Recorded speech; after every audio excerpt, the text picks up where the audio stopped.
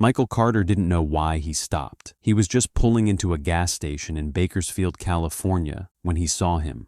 A massive Hell's Angel, leather vest covered in patches, sitting on the curb, sobbing uncontrollably. Most people would have looked away, kept walking, minded their own business. But Michael, he did something that would change both their lives forever. Before we continue, drop a comment and tell us where you're watching from. And if you believe in kindness, hit that subscribe button and give this video a like. It was a Tuesday evening. Michael Carter, a 52-year-old construction worker, had just finished a brutal 12-hour shift. All he wanted was to fill up his truck, grab some coffee, and head home to his wife. But the moment he stepped out of his vehicle, he heard it, weeping, not quiet tears, but deep, gut-wrenching sobs that sounded like a man's soul was being torn apart. Michael looked around, and that's when he saw him. Sitting between two parked cars, almost hidden from view, was a man who looked like he'd walked straight out of a nightmare. 6'4", easily 250 pounds, covered in tattoos. His leather vest had a Hell's Angels patch on the back, and his weathered face told stories of a hard life. But right now, this terrifying man was crying like a broken child. Michael hesitated. Every instinct told him to walk away. This wasn't his problem. This wasn't his business. And approaching a Hell's Angel, especially one who was clearly unstable, could be dangerous.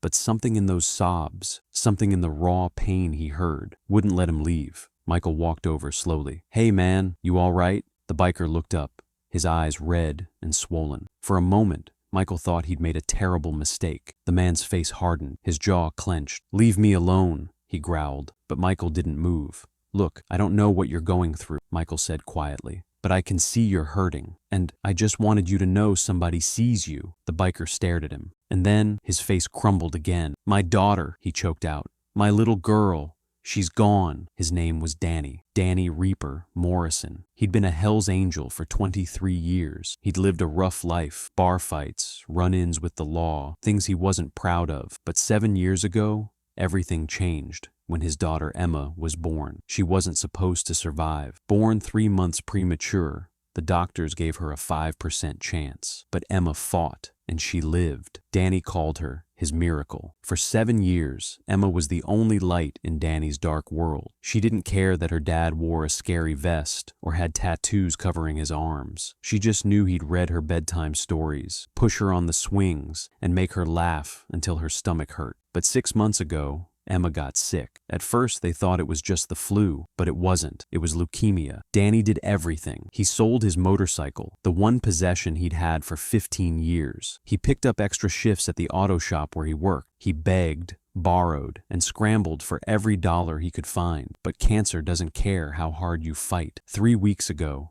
Emma passed away in her sleep. And now, Danny was drowning in a nightmare he couldn't wake up from. "The hospital bills," Danny said, his voice breaking. "They're sending me collections notices. $73,000. I buried my baby girl, and now they're threatening to sue me." He looked at Michael with empty eyes. "I can't even afford a proper headstone for her grave. She's buried under a temporary marker, just a piece of metal with a number on it." Michael felt his chest tighten. He thought about his own daughter, safe at home, probably doing homework right now. He couldn't imagine. "How much do you owe?" Michael asked. Danny laughed bitterly. $73,418. Might as well be $1 million. Michael was quiet for a long moment, and then he said something that made Danny look up in disbelief. "What if I paid it? If you believe in the power of kindness, drop a comment telling us where you're watching from, and hit that subscribe button and give us a like. Now, let's continue this incredible story." Danny stared at him like he'd lost his mind. "What? What if I paid your hospital bills?"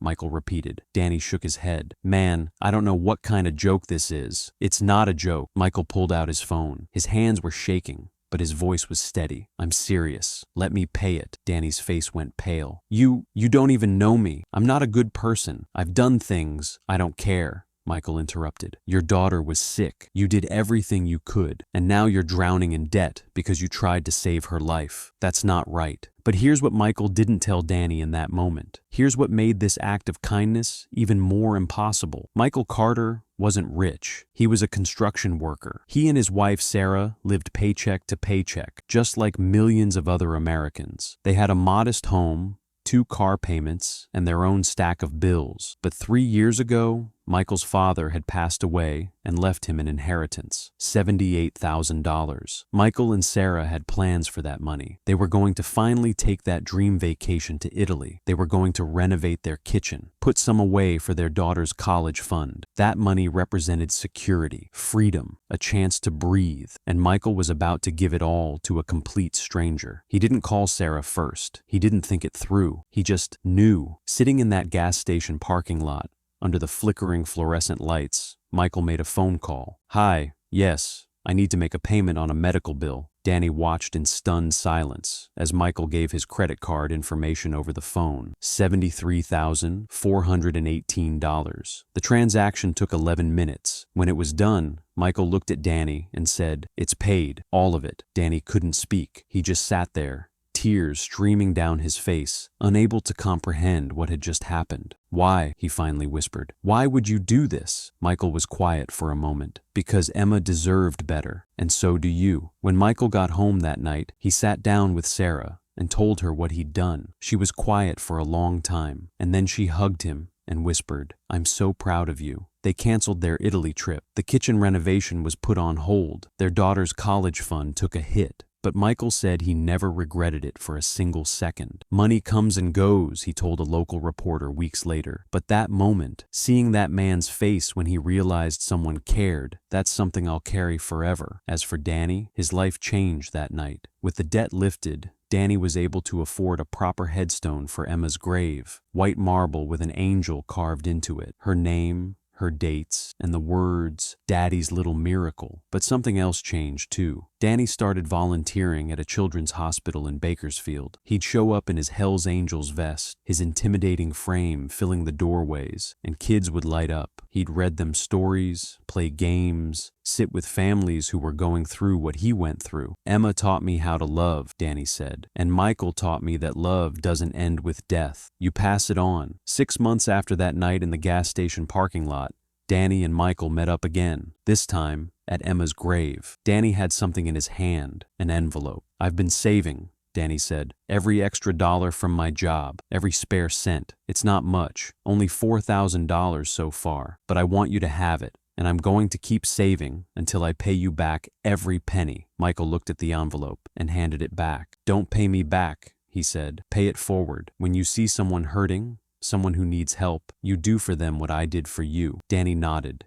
tears in his eyes. "I promise." Here's the truth that most people don't understand. Kindness isn't about having everything figured out. It's not about being rich or comfortable or safe. Sometimes kindness is terrifying. It's risky. It costs you something you can't afford to lose. So let me ask you something. What would you have done if you saw someone hurting, someone society told you to fear, someone you didn't know and had no obligation to help? Would you stop? Would you listen? If this story moved you, share it with someone who needs to hear it today. Subscribe to this channel for more stories that prove humanity is still worth believing in, and drop a comment telling us about a time someone showed you unexpected kindness. See you in the next one.